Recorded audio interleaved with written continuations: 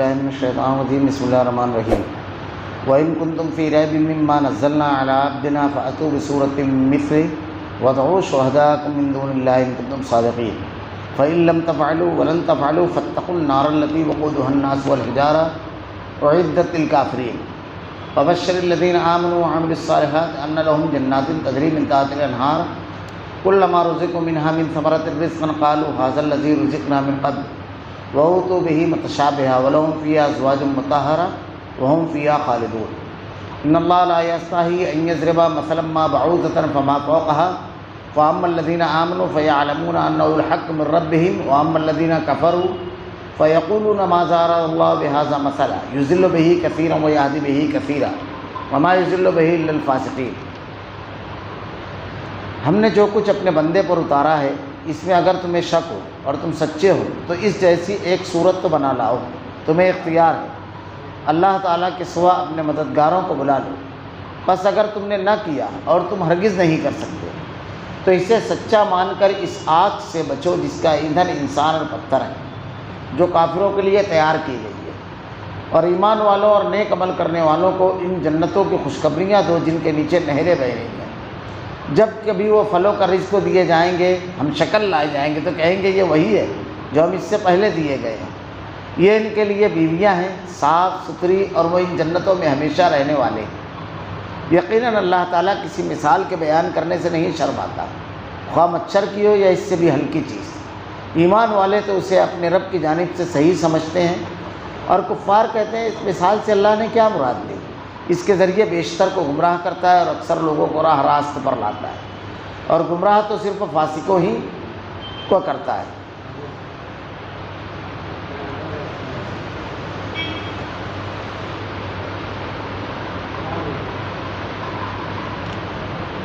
وَإِن كُنتُمْ فِي رَيْبٍ مِّمَّا نَزَّلْنَا عَلَىٰ عَبْدِنَا فَأْتُوا بِسُورَةٍ مِّن مِّثْلِهِ وَادْعُوا شُهَدَاءَكُم مِّن دُونِ اللَّهِ إِن كُنتُمْ صَادِقِينَ۔ ہم نے جو کچھ اپنے بندے پر اتارا اس میں اگر تمہیں شک ہو اور تم سچے ہو تو اس جیسی ایک صورت تو بنا لاؤ، تمہیں اختیار ہے، اللہ تعالیٰ کے سوا اپنے مددگاروں کو بلا لو۔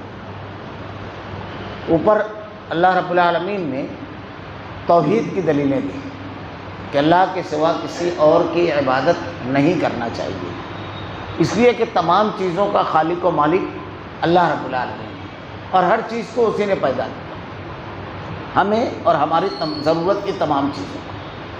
اب اس کے بعد جو دلیل دی جا رہی ہے وہ نبوت کی دلیل ہے۔ اللہ کے نبی صلی اللہ علیہ وسلم سچے رسول ہیں اللہ کے، اور آپ جو کچھ بھی بیان کرتے تھے، جس چیز کی دعوت دیتے تھے، یہ سب اللہ رب العالمین کی نازل کردہ تھی۔ اللہ رب العالمین نے اسی میں سے ایک دلیل یہ دی کہ آپ جو قرآن لوگوں کے سامنے پڑھ رہے ہیں، اگر یہ کسی انسان کا کلام ہوتا تو انسانوں کو اللہ رب العالمین نے صلاحیتیں دی ہے، بس کم زیادہ، مگر صلاحیتیں سب میں ہیں، کم اور زیادہ، تو یہ ممکن تھا کہ ایسا کلام انسان بھی بنا لے آئے۔ اگر انسان کا بنایا ہوا کلام ہوتا، انسان کا بنایا ہوا پیغام ہوتا تو انسان بنا لے آتا۔ اللہ رب العالمین ارشاد فرما رہا ہے وَإِن كُنتُمْ فِي رَيْبٍ مِّمَّا نَزَّلْنَا، ہم نے جو کچھ اپنے بندے پر اتارا ہے اس میں اگر تمہیں شک ہو تو فَأْتُوا بِسُورَةٍ مِّن عَلَىٰ عَبْدِنَا فَأْتُوا بِسُورَةٍ مِّن مِّثْلِهِ، اس کے جیسی ایک صورت بنا کر لے آؤ، ایک صورت۔ یہ اللہ رب العالمین نے 1400 سال پہلے اللہ کے نبی صلی اللہ علیہ وسلم کے اوپر نازل کیا تھا، اور قرآن مجید کے مختلف مقامات پر اللہ رب العالمین نے یہ چیلنج دنیا کے قیامت تک کے آنے والے تمام عالم جاہل پڑھے لکھے سب کو دیا ہے، ہر کسی کے لیے۔ اللہ رب العالمین نے کہیں ارشاد فرمایا ایسی ایک کتاب بنا لے آؤ، کہیں ارشاد فرمایا ایسی ایک صورت بنا کر لے آؤ، ایسی ایک صورت۔ اگر یہ تم سمجھتے ہو کہ یہ اللہ کی بجائے کسی اور کی طرف سے کسی انسان کا بنایا ہوا ہے تو ایسی بنا کر لے آؤ ایک صورت۔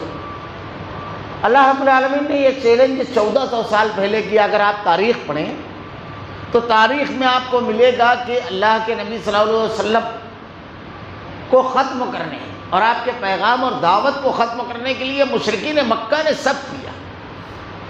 آپ کو ختم کرنے کی 18 کوششیں کی مشرکین مکہ اور یہود نے مل کر کے، آپ صلی اللہ علیہ وسلم کو جھوٹے الزامات لگا کر کے بدنام کرنے اور لوگوں کو ان سے متنفر کرنے کی کوششیں کی۔ 3 سال آپ کا شیب ابی طالب نے سماجی بائیکاٹ کیا۔ اللہ کے رسول صلی اللہ علیہ وسلم جب مکہ سے مدینہ ہجرت کر کے چلے گئے تو اللہ کے نبی صلی اللہ علیہ وسلم کے خلاف جنگ کی باقاعدہ لشکر لے کر کے گئے، ساری کوششیں انہوں نے کی۔ صحابہ کرام جب ہجرت کر کے مکہ سے وہاں گئے حبشہ، تو باقاعدہ ان کا ایک ڈیلیگیشن گیا، وہاں پر بھی ان کو سکون سے نہ رہ سکیں، اس کے لیے ساری کوششیں مشرکین مکہ نے کی، سب کچھ۔ اور آج کے دور میں بھی دیکھیے، آج کے دور میں بے شمار چینلز اور ویب سائٹ صرف اسی ایک ایجنڈے پر کام کر رہے ہیں کہ اسلام کو، مسلمانوں کو غلط ثابت کیا جائے اور اس مذہب کی تردید کی جائے، اس کو ختم کیا جائے۔ کچھ لوگوں نے دعویٰ بھی کیا کہ ہماری زندگی کا مشن یہ ہے کہ اسلام کو ختم کریں، مسلمانوں کو ختم کریں، حتیٰ کہ بعض اتنا آگے بڑھ گئے کہ قرآن کو جلانے کی بھی کوشش کی گئی۔ بے شمار ہزاروں ویب سائٹ ہے جو رات دن صرف مسلمانوں کے خلاف پروپیگنڈا کرتے ہیں۔ دہشت گردی کے نام پر پوری دنیا میں مسلمانوں کا قتل عام جاری ہے۔ زندگی کی تمام راہیں ایمان والوں پر تنگ کرنے کی اور اسلام کے خلاف تمام اقدامات کرنے کی کوششیں ہیں۔ ماضی کی بھی تاریخ دیکھیے، آج کی، اور پوری 1400 سال کی تاریخ۔ عجیب بات یہ ہے کہ اللہ رب العالمین ان سے کہہ رہا ہے اتنا کچھ آپ کو نہیں کرنا ہے، اتنا زیادہ نہیں کرنا ہے، بس صرف ایک چھوٹا سا کام کرنا ہے۔ اگر آپ اس کو غلط سمجھ رہے ہو، اسی لیے پوری توانائی اور پوری قوتیں لگا رہے ہو، تو اتنا کچھ نہیں کرنا ہے، بس ایسی ایک صورت بنا لے آؤ۔ بس یہ غلط ہے اگر، تو ایک صورت بنا لے آؤ، اس چیلنج کو قبول کرو۔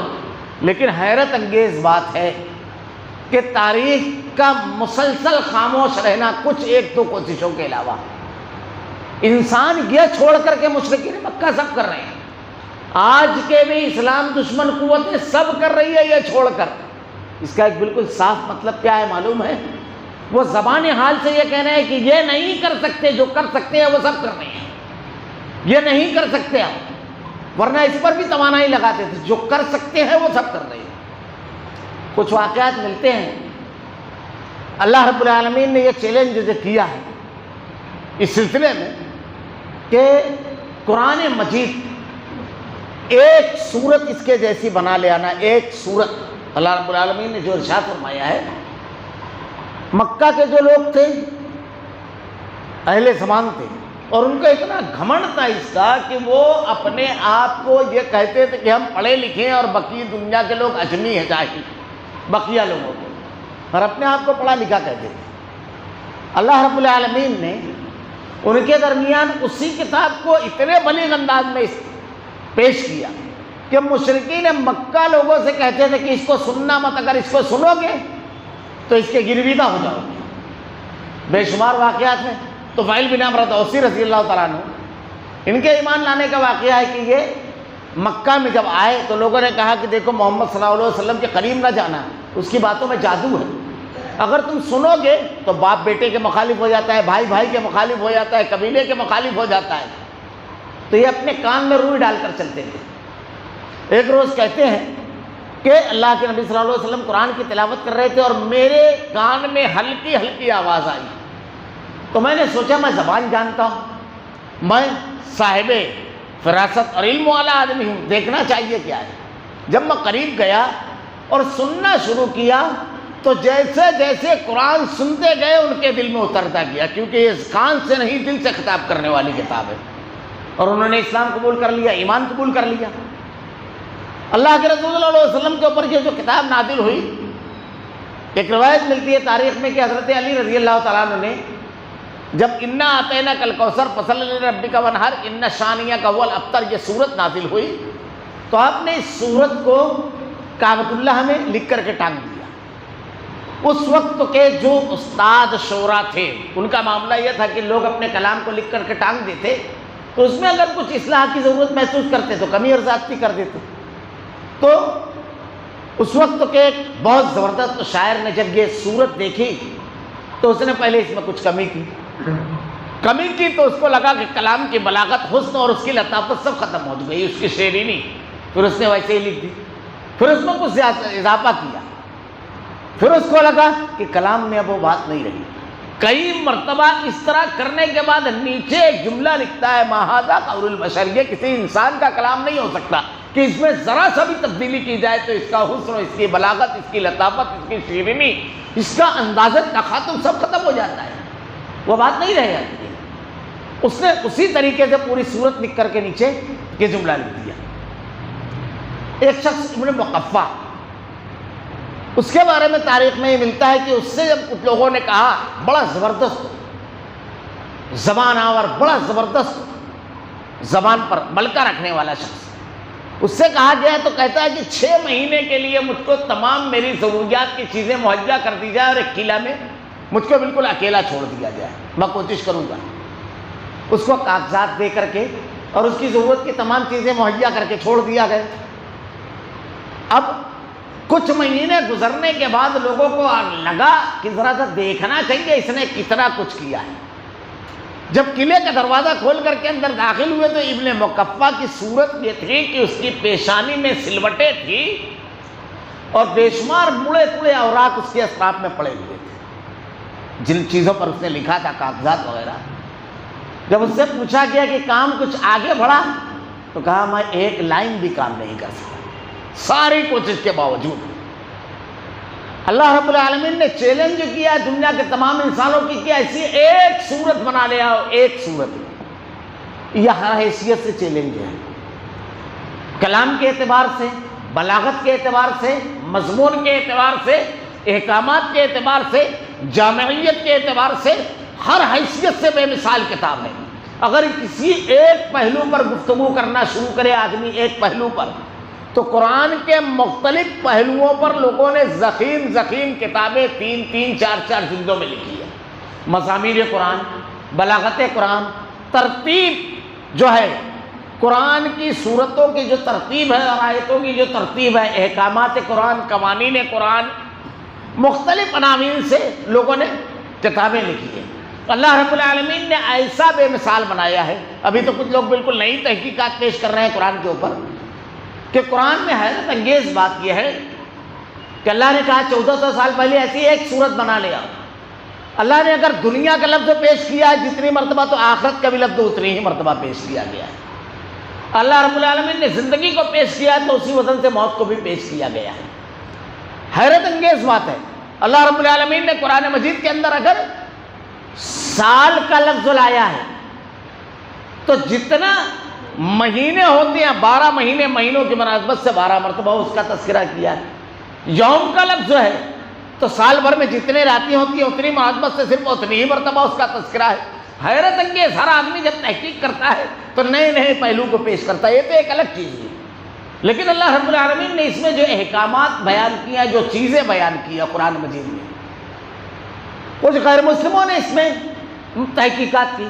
مورس بوکائے بہت مشہور قلمکار فرانسیسی، اس نے کتاب لکھی جو مختلف زبانوں میں دنیا کی، اس نے تو لکھی، اس کو فرینچ زبان میں، پھر اس کا عربی زبان میں ترجمہ ہوا، انگلش میں ترجمہ ہوا، اور اس کے بعد اردو زبان میں بھی بائبل، قرآن اور سائنس، اس نام سے اس کتاب کا ترجمہ ہوا.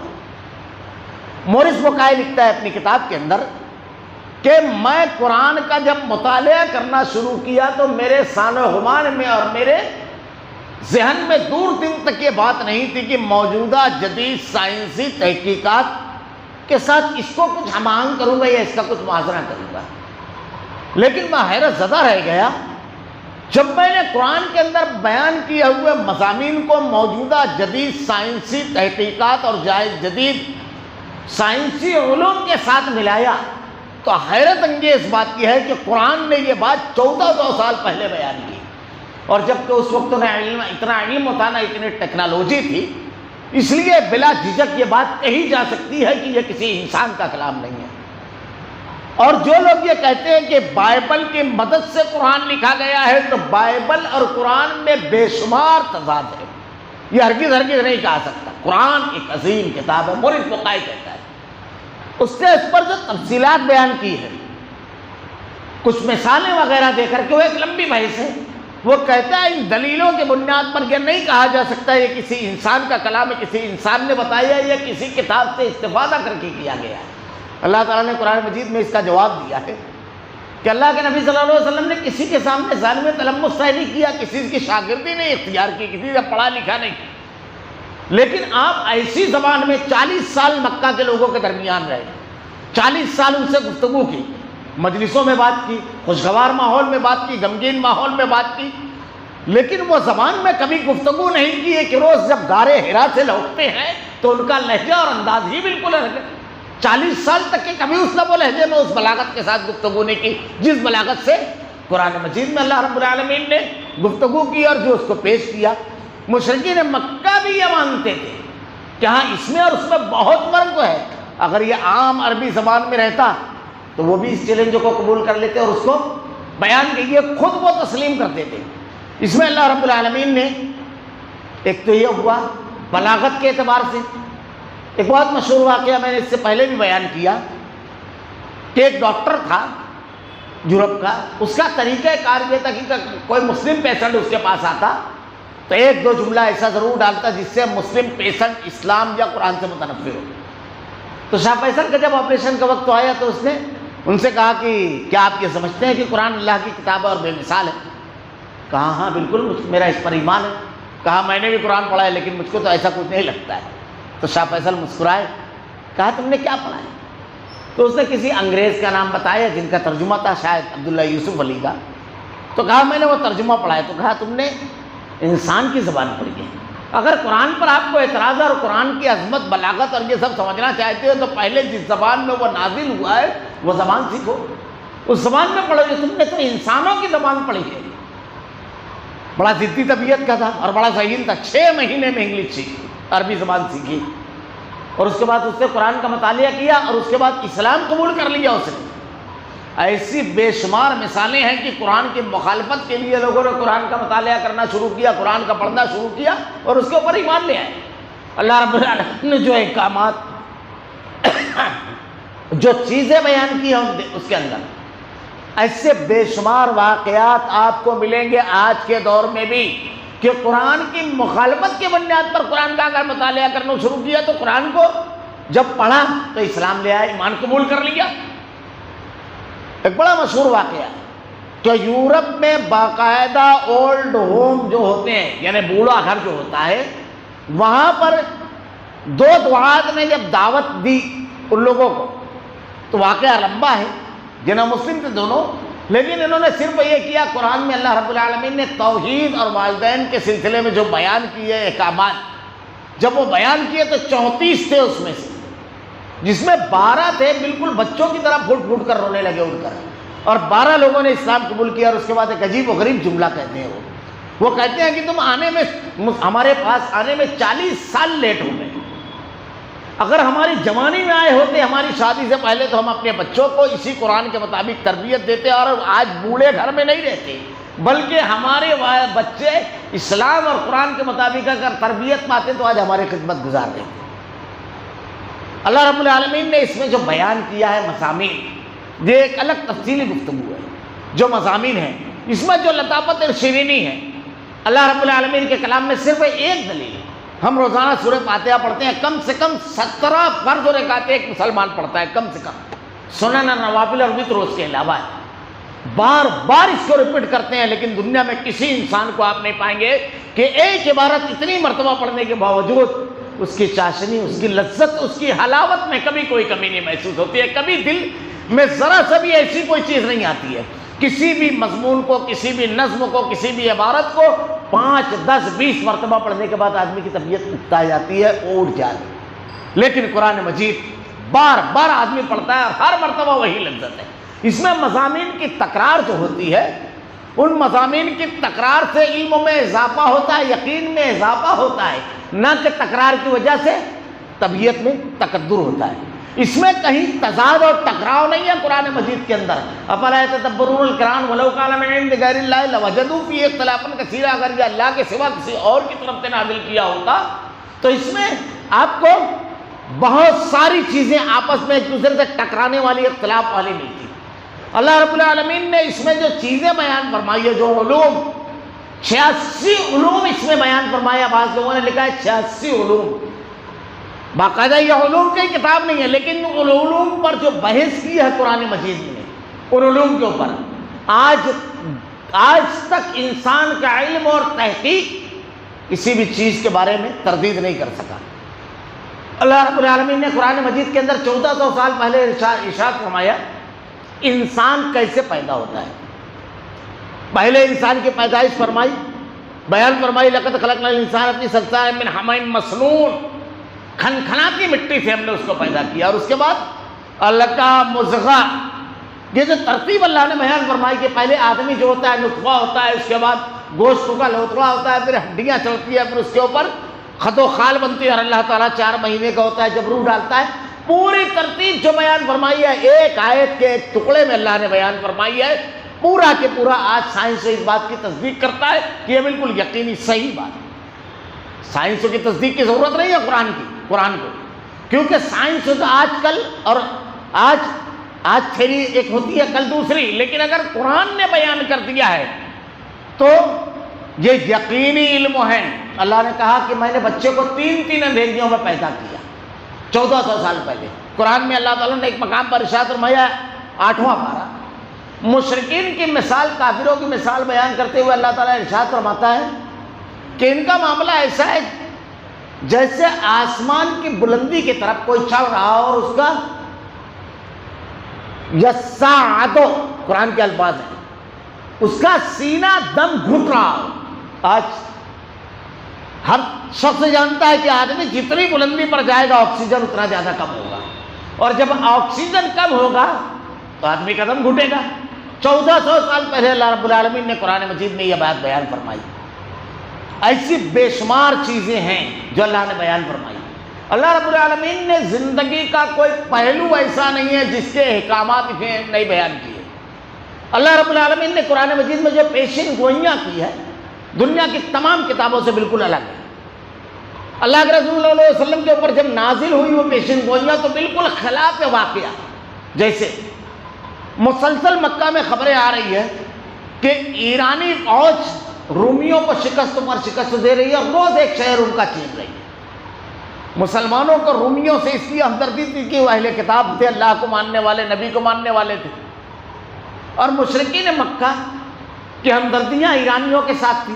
اللہ نے قرآن میں آیت نازل فرمائی الف لام میم غلبت الروم، رومی غالب آئیں گے، بالکل خلاف واقعہ۔ اللہ رب العالمین نے جب یہ آیت نازل فرمائی تو مفسرین نے لکھا ہے کہ حضرت ابوبکر صدیق رضی اللہ تعالیٰ عنہ نے باقاعدہ شرط لگا لی کہ رومی غالب آئیں گے۔ جب اللہ کے نبی کو آ کر کے کہا تو اللہ کے نبی صلی اللہ علیہ وسلم نے کہا کتنے سال کی؟ تو انہوں نے مدت بیان کی، تو کہا یہ مدت 7 سے 9 تک پہ آتی ہے، تو مدت صرف بڑھوا لو، اور اونٹوں کی تعداد۔ شرط وغیرہ لگانا درست تو نہیں ہے، یہ اس سے پہلے کے احکامات تھے۔ حضرت ابوبکر صدیق رضی اللہ تعالیٰ عنہ نے باقاعدہ شرط لگائی، کیوں؟ اس لیے کہ اللہ نے نازل فرمایا تھا، اس لیے رومی غالب آئیں گے۔ اور 7 سال کے اندر کیا صورتحال ہوئی؟ ہرقل نے اپنی فوج کو جمع کیا اور پھر ایرانیوں کو مدائن تک کھدیڑ دیا۔ اللہ نے اس وقت یہ خبر دی تھی جب وہ مغلوب تھے، ہر جگہ شکست کی خبر آ رہی تھی، اللہ نے کہا وہ غالب ہوں گے۔ ہے کوئی ایسی کتاب؟ اللہ رب العالمین اپنے نبی سے کہہ رہا ہے، اس وقت کن حالات میں کہہ رہا ہے؟ اللہ کے نبی عمرہ کرنے کی غرض سے مدینہ ہے، مکہ ہے، 1400 صحابہ کرام کو لے کر مشرکین مکہ نے آپ کو عمرہ کرنے سے روکا صلح حدیبیہ کے موقع پر۔ صورتحال اس قدر مخدوش تھی کہ اللہ کے نبی صلی اللہ علیہ وسلم جب مکہ بات کرنے کے لیے کہنے لگے صحابہ کرام کو کہ جا کر کے مکہ میں بات کرو کہ ہم صرف عمرہ کرنے کی غرض سے آئے ہیں، تو آپ کو حضرت عمر رضی اللہ تعالیٰ نے مشورہ دیا کہ اللہ کے نبی حضرت عثمان کو بھیجیے، کسی اور کو بھیجیں گے تو یہ دھوکہ کر سکتے ہیں، ان کے ساتھ قتل کر دیں گے سفیر کو، اس کا بھی لحاظ نہیں کریں گے، طاقت کا نشہ ہے ان کو۔ حضرت عثمان غنی رضی اللہ تعالیٰ عنہ کے پورے خاندان اور قبیلوں کے لوگ وہاں ہیں، وہ ان کی حمایت میں کھڑے ہو جائیں گے۔ اور آپ اس کے بعد پڑھیے، قرآن پڑھیے، تاریخ پڑھیے۔ حضرت عثمان غنی رضی اللہ تعالیٰ عنہ جب مکہ گئے تو لوگوں نے یہ خبر اڑا دی کہ آپ کو شہید کر دیا گیا۔ اللہ کے نبی صلی اللہ علیہ وسلم نے ایک درخت کے نیچے بیٹھ کر کے بیعت کی، اس کا نام ہے بیعت رضوان۔ لقد رضی اللہ عنہ المؤمنین اذ یبایعونک تحت الشجرہ، اللہ نے قرآن میں بیان فرمایا۔ اللہ کے نبی نے کہا تھا یہ ہاتھ عثمان کا ہاتھ ہے، اور اللہ کی قسم ہم قتل عثمان کا قصاص لیں گے۔ یہیں پر کچھ چیزیں اور بھی صاف ہو جاتی ہیں۔ بعض لوگ اللہ کے نبی صلی اللہ علیہ وسلم کے بارے میں کہتے ہیں کہ علم غیب، حضرت عثمان ذو النورین زندہ ہیں اور آپ ان کے ہاتھ پر بیعت لے رہے ہیں کہ اللہ کی قسم قتل عثمان کا قصاص لیں گے۔ خیر، یہ صورتحال تھی کہ اللہ کے نبی صلی اللہ علیہ وسلم نے جب شرطیں طے کی مشرکین مکہ سے، تو شرطیں کیا تھی کہ اس سال ہم لوٹ جائیں گے اور آئندہ سال آئیں گے، اور اس کے بعد یہ دوسری شرط جو تھی جس پر بہت زیادہ مسلمانوں کو دکھ ہوا اتنا دب کر کے کیوں شرطیں منظور کی گئی کہ اگر کوئی شخص مکہ سے مدینہ جانا چاہے، اسلام اگر اس نے قبول کر لیا اور کبھی مدینہ چلا گیا تو مکہ کے لوگ ان کو واپس لے آئیں گے، لیکن اگر کوئی مدینہ کا شخص مکہ جانا چاہے تو وہ لوٹائیں گے۔ یہ جو شرطیں تھیں صحابہ کرام کو بڑا دکھ ہوا ان شرطوں سے، اتنا دب کر کے اتنی دب کر کے جو شرطیں منظور کی جا رہی ہیں۔ معاہدہ لکھتے وقت اللہ کے نبی صلی اللہ علیہ وسلم کی طرف سے حضرت علی رضی اللہ تعالیٰ عنہ نے یہ معاہدہ محمد الرسول اللہ صلی اللہ علیہ وسلم کی طرف سے بسم اللہ کر کے لکھا۔ تو ان لوگوں نے پہلا اعتراض یہ کیا ہے بسم اللہ الرحمن الرحیم کیا ہے، ہم اس کو نہیں جانتے، بسم اللہ تعالی لکھو، اور اس کے بعد کہا یہ محمد الرسول اللہ آپ لکھے ہو، اگر آپ کو رسول مان لیتے تو جھگڑا ہی ختم ہو جاتا، محمد بن عبداللہ لکھو۔ اللہ کے نبی صلی اللہ علیہ وسلم نے حضرت علی رضی اللہ تعالیٰ عنہ سے کہا کاٹ دو، کہا ہم اپنے ہاتھوں میں اس کی قدرت نہیں پاتا ہے اللہ کے نبی، آپ نے کہا مجھے بتاؤ کہاں لکھا ہوا ہے، جب بتایا تو آپ نے خود اپنے ہاتھوں سے اس کو یہ شرطیں طے ہوئی صلح حدیبیہ کے موقع پر۔ صحابہ کرام اتنا یعنی دل میں اتنا دکھ تھا کہ اللہ کے نبی نے کہا کہ ہم یہیں پر احرام کھولیں گے اور یہیں حلال ہوں گے، یعنی بال بنائیں گے۔ اللہ کے نبی نے صحابہ کو حکم دیا، کوئی صحابی نہیں اٹھا، غم کی یہ کیفیت تھی، اندازہ لگائیے ذرا سا۔ اللہ کے رسول صلی اللہ علیہ وسلم سے آپ کی ام المومنین نے ارشاد فرمایا اللہ کے نبی آپ خود کیجیے یہ عمل پہلے، پھر خود بخود لوگ کرنے لگے۔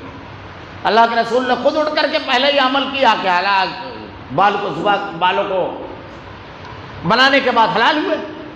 تو صحابہ کرام پھر ایک کے بعد ایک اٹھنے لگے اور کہتے ہیں کہ ہم جب ایک دوسرے کے بالوں کو صاف کر رہے تھے تو ایسا لگ رہا تھا ایک دوسرے کی گردنیں کاٹ رہے ہیں، ایسی غم کی کیفیت تھی۔ آہستہ آہستہ ایک ایک ایک ایک کر کے سب اٹھے۔ ایسے مرحلے پر جب اللہ کے نبی یہ کہہ رہے ہیں کہ کوئی مسلمان اگر ہوگا مکہ سے مدینہ چلا جائے گا تو مدینہ سے واپس بھیجنا پڑے گا، اور ان کا کوئی آدمی اگر ادھر سے ادھر جاتا ہے تو یہ واپس لے کر آ جائیں گے، ناچنگ معاہدہ تھا وہ۔ اللہ تعالیٰ کہتا ہے انا فتحنا لک فتحا مبینا، فتح مبین کی خوشخبری دی اللہ رب العالمین نے صحابہ کرام کو اور اللہ کے نبی کو۔ کب؟ جب مکہ میں جا کر آپ طواف نہیں کر سکتے، اس وقت فتح مبین کی خوشخبری۔ آپ تاریخ اٹھا کر دیکھیے کب ہوا صلح حدیبیہ کا واقعہ اور کتنے دنوں کے بعد، سال 8 ہجری میں اللہ رب العالمین نے کرم کیا اور اللہ کے نبی صلی اللہ علیہ وسلم نے مکہ فتح کر لیا۔ اللہ تعالیٰ نے انتہائی نامساعد حالات میں قرآن میں اللہ نے ارشاد فرمایا کہ اللہ رب العالمین تمہیں اس زمین پر حکومت دے گا۔ کب؟ جب مکہ کی اور مدینہ کی زمین آپ کے لیے تنگ ہوئی۔ چند دنوں کے بعد کیسر و کسریٰ کے سلطان بن گئے صحابہ کرام۔ اللہ رب العالمین نے جو کچھ پیشن گوئیاں اس میں بیان کیے، جو تاریخی واقعات بیان کیے گئے ہیں، سچے واقعات ہیں۔ بہت سارے لوگوں نے تاریخ بیان کی، تو تاریخ میں ایک بہت بڑا معاملہ یہ ہے کہ تاریخی واقعات جو ہیں تو اس میں عام طور پر تاریخ کو دنیا میں مستند نہیں مانا جاتا، اس لیے کہ موجودہ حالات سے متاثر ہو کر، شخصیات سے متاثر ہو کر کبھی کبھی آدمی جب تاریخ لکھتا ہے تو وہ تمام پہلو بھی اس میں آ جاتے ہیں۔ اگر عقیدت ہوتی ہے تو اس حساب سے تھوڑا مبالغہ ہو جاتا ہے، اور اگر کچھ تھوڑا سا ناراضگی ہوتی ہے تو کچھ مرتبہ حقائق کو تسلیم نہیں کرتا ہے آدمی، یہ بھی ہو جاتا ہے تاریخ میں۔ اسی لیے تاریخ کو کبھی بھی مستند نہیں مانا گیا ہے، بالکل حرف آخر نہیں مانا گیا ہے۔ لیکن اللہ رب العالمین نے قرآن مجید کے اندر انبیاء کرام کی تو تاریخ بیان کی ہے، بالکل سچی، لفظ و بلفظ بالکل صحیح ہے، اور اس کی تصدیق بھی کی گئی۔ اللہ رب العالمین نے مستقبل کی جو پیشن گوئیاں اور خبریں قرآن مجید میں بیان کی ہے، کوئی ایک چیز ایسی نہیں ہے جو ذرا سا بھی فرق سے ہے۔ یہاں سے آگے بڑھ کے اللہ نے جو احکامات بیان کیے ہیں، یہ پورا ضابطہ حیات ہے اس کتاب میں، پوری زندگی کا۔ ایک آدمی اگر پیدا ہوتا ہے تو اللہ رب العالمین نے کسی ایک پہلو سے غور کیجیے، پیدائش ہو بچے کی تو تو اللہ رب العالمین نے کہا اس کا نام رکھنا ہے۔ قرآن مجید پڑھ گیا، اب ہر چیز آپ پڑھتے چلے جائیے۔ پیدا ہونے کے بعد بچے کی پرورش کس طرح کرنا ہے، اس کو کیا سکھانا ہے، سورہ لقمان پڑھ جائیے، اولاد کی پوری تربیت کے احکامات آپ کو وہاں مل جائیں گے۔ بلوغت جب ہو جائے، جوان ہو جائے، تو نکاح کس سے کرنا ہے، کہاں کہاں نکاح نہیں کرنا ہے، اس کی پوری تفصیل مل جائے گی۔ اب جب بیوی لائے گا تو بیوی کے کیا حقوق ہے، اس کے کیا حقوق ہے، نساء مرۃ لکم ہر تک بننا چاہیے، ہن لباس لکم وانتم لباس لہن میں تمام احکامات آپ کو مل جائیں گے۔ اس کے بعد گھر بچ گیا، پڑوسی کو حقوق کیا ہے یہ اس میں بیان کر دیا گیا، ماں باپ ہیں اس کے حقوق بیان کر دیے گئے، بھائی بہن ہیں ان کے حقوق بیان کر دیے گئے۔ اب اولاد ہو گئی، اب اولاد ہوئی تھی ان کو بھی حقوق بیان کر دیا اللہ رب العالمین نے۔ اور اس کے بعد دنیا سے آدمی رخصت ہو گیا۔ یہ گھر کی صرف انتہائی اختصار سے مثال دے رہا ہوں، تو اس کا مال کس کو کتنا ملے گا پورا حساب اللہ رب العالمین نے بیان کر دیا۔ تجارت آپ کو کرنا ہے، تجارت کرنا ہے تو کیسے تجارت کرنا ہے، مال کا عیب چھپانا نہیں ہے، ویل للمطففین ڈنڈی نہیں مارنا ہے، یہ پورے ضابطے تجارت کے اللہ رب العالمین نے بیان فرما دیے۔ لین دین کرنا ہے تو لکھ لو، گواہ بنا لو، اگر صرف مرد ہو تو کتنے ہو، اور اگر مرد اور عورتیں ہوں تو 2 عورتیں اور 1 مرد رہیں گے، پوری تفصیلات اللہ رب العالمین نے بیان فرما دی۔ صرف اتنا نہیں ہے، اگر آپ حاکم ہو تو حکومت کے پورے ضابطے اور قوانین، پوری داخلہ اور خارجہ پالیسی اللہ رب العالمین نے قرآن کے اندر بیان فرمائی ہے، پورے تعزیری اور حدود کے قوانین بیان فرمائے ہیں کہ اگر کوئی چوری کرے، کوئی زنا کرے، کوئی قتل کرے، کوئی اور جرم کرے تو اس کی سزائیں کیا کیا ہے، اس کی پوری تفصیلات قرآن مجید میں اللہ رب العالمین نے بیان فرمائی ہے۔ اللہ رب العالمین نے عقیدے کی پوری بحث انتہائی تفصیل کے ساتھ بیان کرتی ہے کہ آدمی کو کس کی عبادت کرنا چاہیے اور کیوں اس کی عبادت کرنا چاہیے، کیوں اسی کی عبادت، اللہ ہی کی عبادت کرنے کا صرف اور صرف حق ہے کہ اللہ کی عبادت کرے آدمی، کس کی اطاعت اور فرما برداری کرے، اس کی زندگی میں آئیڈیل رہبر رہنما کون ہو، لقد کان لکم فی رسول اللہ اسوۃ حسنہ۔ پھر اللہ رب العالمین نے تمام شر کو واضح طور پر بیان فرما دیا، تمام خیر کی وضاحت فرما دی، اتنے جامع اور مکمل کتاب کہ آدمی زندگی کے جس گوشے سے تعلق رکھتا ہو اس گوشے کے احکامات اگر دیکھنا چاہے تو پوری تفصیل کے ساتھ ملے گی۔ پھر اللہ رب العالمین نے مجرمین کا انجام بھی بیان کر دیا اور اہل ایمان کے انعام کو بھی بیان کر دیا۔ کون ہے جو اس انداز میں کہہ سکتا ہے کہ جنت دوں گا انعام کی شکل میں، جہنم کی ہولناک عذاب سے دوچار کروں گا اگر تم نافرمانی کرو گے تو؟ کیا ایسی کوئی صورت، کوئی آیت بنا سکتا ہے آدمی؟ ہرگز نہیں۔ تو اللہ رب العالمین نے جو چیز قرآن مجید کے اندر بیان فرمائی ہے، چاہے بلاغت کلام ہو، چاہے الفاظ کا جو ایک عجیب و غریب واقعہ ڈاکٹر حمید اللہ نے لکھا ہے، یہ 6 زمانوں کے ماہر تھے اور زبردست ان کی علمی خدمات ہیں، زبردست، حیدرآباد کے تھے، کافی لمبی مدت تک کے فرانس میں رہے، کئی کتابیں ہیں ان کی، اور عموماً بڑے بڑے علماء کرام کی تحقیقی کتابوں میں آپ ان کے ڈاکٹر حمید اللہ کے حوالے پڑھو گے۔ آپ ان کی ایک کتاب ہے رسول اکرم کی سیاسی زندگی، اس میں کافی مفصل بحث کی ہے، جو خطوط شاہان عالم کو اللہ کے نبی نے لکھے ہیں، اور دوسری بھی کئی بحثیں ہیں اس میں۔ وہ اپنی زندگی کا ایک عجیب و غریب واقعہ بیان کرتے ہیں۔ وہ کہتے ہیں کہ جو فرانس کی نیچرل موسیقی ہے، اس موسیقی کا سب سے بڑا ماہر ایک مرتبہ ان کے پاس آیا اور اس نے آ کر کے اسلام قبول کر لیا اس نے قرآن سننے کے بعد، اور کہتا ہے کہ مجھ کو قرآن پڑھانے والا ایک شخص ہے، ڈاکٹر حمید اللہ نے دے دیا۔ تو وہ کہتا ہے جو موسیقیت قرآن میں ہے دنیا کے کہیں نہیں ملے گی۔ وہ چلا گیا ڈاکٹر حمید اللہ بھی، ایک واقعہ تھا ہوا، کچھ دن بعد وہ آیا اور اپنے استاد سے الجھا ہوا تھا، قرآن کی ایک آیت کے سلسلے میں الجھا ہوا تھا۔ وہ کہتا ہے کہ یہ آیت استاد نے بتایا کہ میں جب یہ آیت اس کے سامنے تلاوت کرتا ہوں تو یہ بولتا ہے ایسے نہیں ہے، یہ ایسے نہیں، بار بار یہ بولتا ہے۔ ڈاکٹر حمید اللہ نے سنا تو کہیں نہیں، یہ آیت تو اسی طرح جو آپ کو استاد پڑھ رہے ہیں۔ پھر ان کو یاد آیا کہ اس کی ایک قرأت اور بیان کی گئی ہے، تو انہوں نے اس کے سامنے جیسے ہی وہ کہا کہ اس کی ایک قرأت یہ بھی ہے، تو تو وہ سنا، بس بیٹھا ہوا تھا، اچھل کر کے کھڑا ہو گیا اور عجیب انداز میں جھومنے لگا اور کہا یہ کلام اللہ کا، یہ انسانی کلام نہیں ہے، یہ کلام اللہ کا، یہ انسانی کلام نہیں ہے، میں تو یہی کہہ رہا تھا۔ ڈاکٹر حمید اللہ کہتے ہیں مجھ کو آج تک نہیں سمجھا کہ وہ کہاں چلا گیا تھا، کیا چیز تھی، مجھ کو آج تک نہیں سمجھ میں، لیکن وہ کہتا ہے کہ اس میں جو یعنی حسن ترتیب ہے اور جیسی ہونا چاہیے بالکل بس یہی ہے۔ اللہ رب العالمین کا یہ کلام ہر حیثیت سے بے مثال۔ اب اس کی اگر الگ الگ بحثیں کریں گے کہ اللہ رب العالمین نے اس کے بارے میں کیا کیا، یہ محفوظ کتاب ہے، دنیا میں کوئی کتاب اتنی محفوظ نہیں ہے، کوئی بھی کتاب اتنی محفوظ نہیں ہے۔ اللہ نے جیسی نازل فرمائی قیامت کی صبح تک یہ ویسی ہی رہے گی، اس میں کوئی ایک حرف کی تبدیلی نہیں کر سکتا۔ جرمنی کے ایک آدمی، میں اکثر یہ واقعہ بیان کرتا ہوں، جب اس نے یہ آیت پڑھی اِنَّا نَحْنُ نَزَّلْنَا الذِّكْرَ وَإِنَّا لَهُ لَحَافِظُونَ، ہم نے اس ذکر کو نازل کیا اور ہم ہی اس کی حفاظت کرنے والے ہیں، تو وہ حیرت زدہ رہ گیا۔ اس نے دنیا کی مختلف کتابوں کے 400 ایڈیشن، 400 کتابوں کے 2 ایڈیشن جمع کیے، یعنی 400 کتابوں کا ایک ایڈیشن دوسرا ایڈیشن۔ جب 400 کتابوں کو اس نے دیکھا تو کوئی ایک ایڈیشن من وعن لفظ و لفظ و حرف و حرف و نقطہ بنقطہ ایک جیسا نہیں تھا۔ یہ تو بڑی بات ہے، بلکہ وہاں معاملہ یہ تھا کہ پورے پیراگراف تبدیل تھے، مصنف کو کچھ نیا لگا تو اس نے کچھ نیا ڈال دیا، کچھ حذف تھا، دونوں میں بڑا فرق ہے۔ لیکن قرآن مجید کے 400 نسخے اس نے جمع کیا پوری دنیا سے، دنیا کے ہر خطے سے۔ وہ حیرت زدہ رہ گیا کہ قرآن مجید میں ایک نقطے کا کہیں فرق نہیں پایا۔ اس پر مفصل کتابیں لکھی ہیں، اقبال کینانی صاحب نے بڑی لمبی بحث کی ہے اس میں۔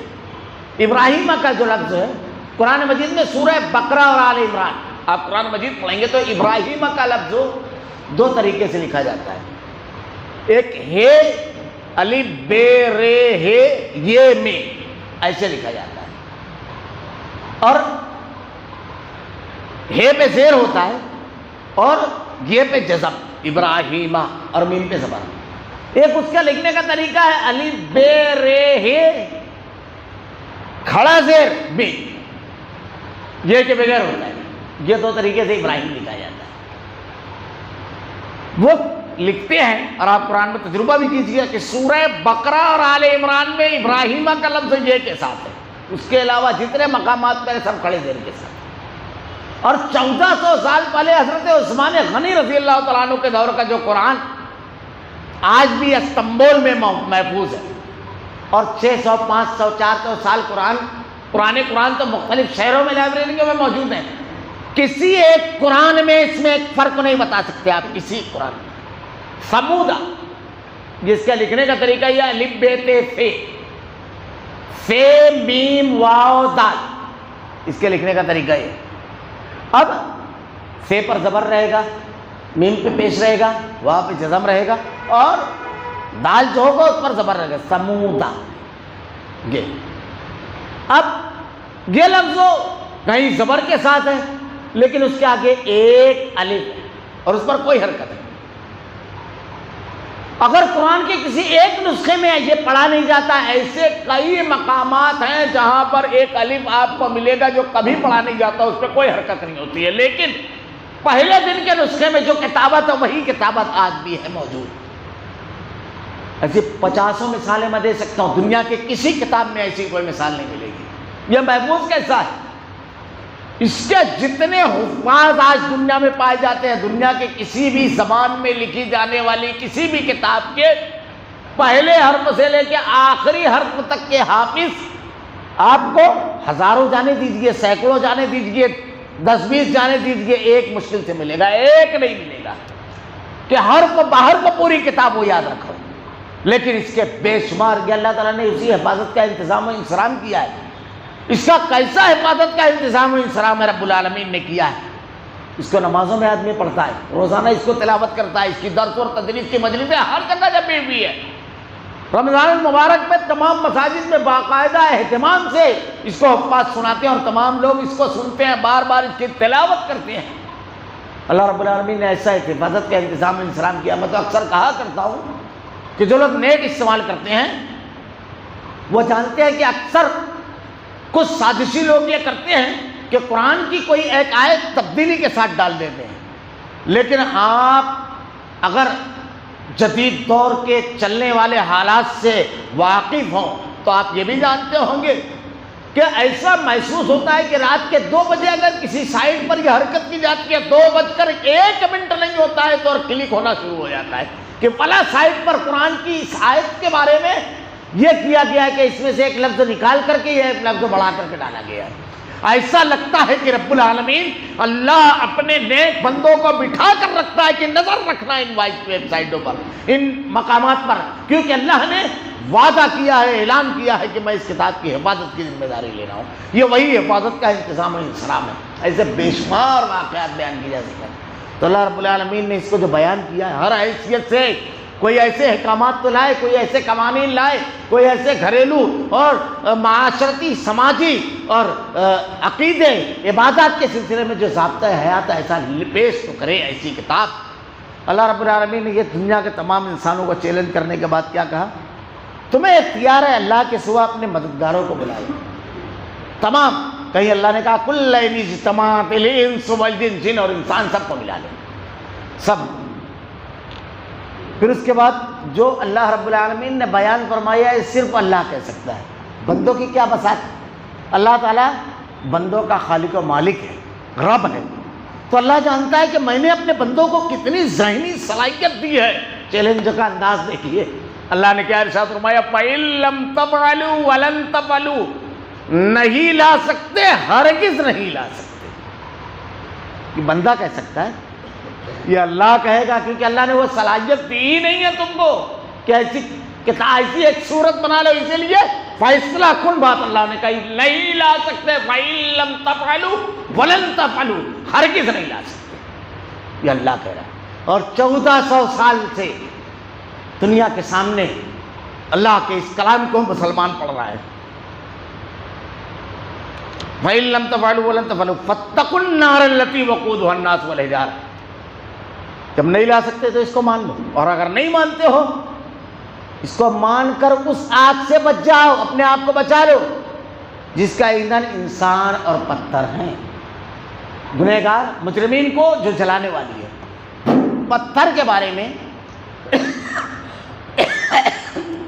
مختلف اقوال ہیں۔ ایک تو یہ ہے کہ وہ جو بت جن کی پوجا کی جاتی ہے مورتیاں بنا کر کے، یا جو بزرگ جن کی تصویریں اور جن کی مورتیاں بنائی جاتی ہیں، تو جن کو اللہ کے علاوہ پوجا جاتا ہے، یہ بھی اللہ رب العالمین نے قرآن میں بیان فرمایا ہے کہ جہنم میں تمہارے ان کے ساتھ جن کو تم پکارتے کو اللہ کے چھوڑ کر کے ان کے ساتھ تم جلو گے۔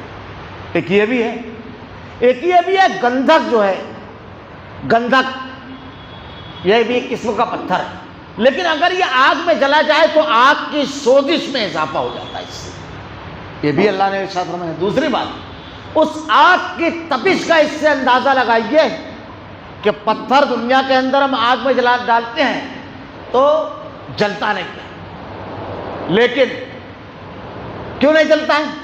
آگ میں جلانے کی صلاحیت نہیں ہے، ایسا نہیں ہے، اس میں جلنے کی صلاحیت ہے، یا آگ میں اتنی صلاحیت نہیں ہے کہ اس کو جلا سکے، اتنی ہیٹ نہیں ہے اس میں، لیکن جہنم کی جو آگ ہے وہ 70 گنا زیادہ ہے، یعنی یہاں کی آگ سے 70 گنا زیادہ اس کی ہیٹ ہے، اس آگ میں وہ بھی جل جائیں گے۔ اللہ رب العالمین نے ارشاد فرمایا اس آگ سے بچو جس کا ایندھن انسان اور پتھر ہے اور جو کافروں کے لیے تیار کی گئی ہے۔ اس مضمون کو دوسری جگہ بھی اللہ نے بیان فرمایا ہے، یا ایھا الذین آمنوا قوا انفسکم واہلیکم نارا وقودھا الناس والحجارہ، اے ایمان والو اپنے اہل و عیال کو جہنم کی آگ سے بچاؤ جس کا ایندھن انسان اور پتھر ہوں گے۔ اگلی آیت پڑھ کر کے ترجمہ کر کے میں اپنی بات سمیٹتا ہوں۔ اور ایمان والوں اور نیک عمل کرنے والوں کو ان جنتوں کی خوشخبریاں دو جن کے نیچے نہریں بہہ رہی ہیں۔ جب وہ کبھی پھلوں کا رزق دیے جائیں گے اور ہم شکل لائے جائیں گے تو کہیں گے یہ وہی ہے جو ہم اس سے پہلے دیے گئے۔ ان کے لیے بیویاں صاف ستھری اور وہ ان جنتوں میں ہمیشہ رہنے والے ہیں۔ اور ظاہر سی بات ہے، نافرمانوں کا جب انجام بیان کیا گیا کہ ان کو جہنم کی آگ میں ڈلایا جائے گا تو فرما برداروں کو خوشخبری بھی دی جائے گی کہ اللہ رب العالمین ارشاد فرماتا ہے۔ عموماً آپ کو مضامین یا قرآن میں ملیں گے کہ جب مجرمین کا عبرتناک انجام بیان کیا جاتا ہے تو اہل ایمان کو خوشخبری بھی دی جاتی ہے کہ آپ کو یہ انعام اللہ تعالیٰ دے گا۔ یہاں سے اس کے بعد اللہ ارشاد فرماتا ہے کہ ایک مثال دی گئی ہے مچھر کی کہ اس کو شرماتا نہیں ہے۔ میں صرف ترجمہ پڑھ دیتا ہوں، انشاءاللہ آئندہ ہفتہ اس پر بحث کریں گے۔ یقیناً اللہ تعالیٰ کسی مثال کے بیان کرنے سے نہیں شرماتا، خواہ مچھر کی ہے اس سے ہلکی چیز کی۔ ایمان والے تو اسے اپنے رب کی جانب سے صحیح سمجھتے ہیں، اور کفار کہتے ہیں اس مثال سے اللہ نے کیا مراد لی۔ اس کے ذریعے بیشتر کو گمراہ کرتا ہے اور اکثر لوگوں کو راہ راست پر لاتا ہے۔ گمراہ تو صرف فاسق ہوا کرتے ہیں۔ منکرین حدیث کا ایک رد اس میں بھی ہے۔ قرآن میں مچھر کا کہیں تذکرہ نہیں ہے، لیکن اللہ تعالیٰ کہہ رہا ہے ان اللہ لا یستحیی ان یضرب، اللہ کسی مثال کے بیان میں کرنے سے نہیں شرماتا، خواہ مچھر کی ہے۔ یعنی اللہ نے قرآن کے علاوہ بھی کچھ نازل کیا ہے، اور یہ مثال جب دیتا ہے تو اس سے اہل ایمان کو کیا ہوتا ہے اور کفار کو کیا ہوتا ہے، اللہ نے اس کی تفصیل بیان کی۔ اللہ رب العالمین سے دعا ہے رب العالمین جو عظیم کتاب ہماری ہدایت کے لیے تو نے نازل فرمائی، رب العالمین اس کی عظمت کو سمجھنے کی توفیق دے رب العالمین۔